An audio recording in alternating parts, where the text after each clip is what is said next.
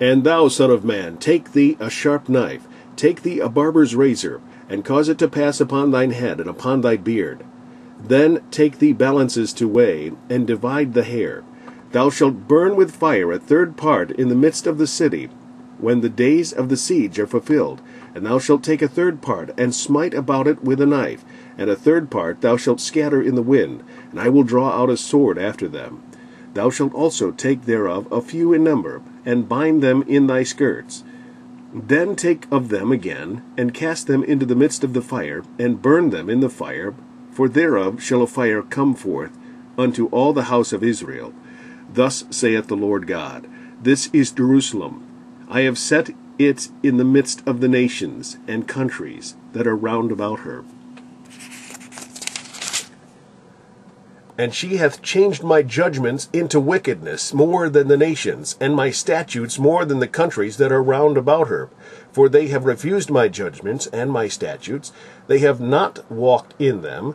Therefore thus saith the Lord God, Because ye multiplied more than the nations that are round about you, and have not walked in my statutes, neither have kept my judgments, neither have done according to the judgments of the nations that are round about you, therefore thus saith the Lord God, Behold, I, even I, am against thee, and will execute judgments in the midst of thee, in the sight of the nations. And I will do in thee that which I have not done, and whereunto I will not do any more the like, because of all thine abominations.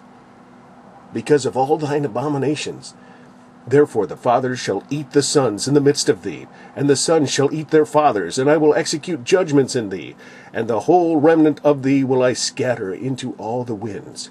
Wherefore, as I live, saith the Lord God, surely because thou hast defiled my sanctuary with all thy detestable things, and with all thine abominations, therefore will I also diminish thee.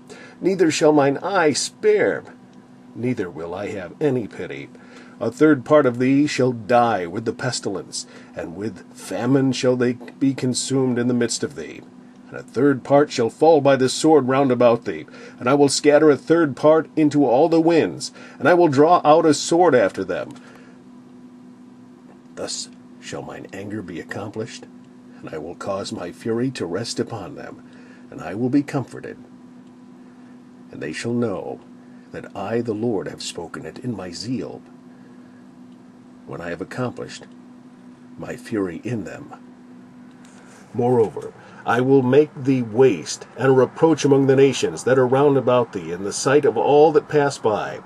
So it shall be a reproach and a taunt, and instruction, and an astonishment unto the nations that are round about thee, when I shall execute judgments in thee in anger and in fury and in furious rebukes.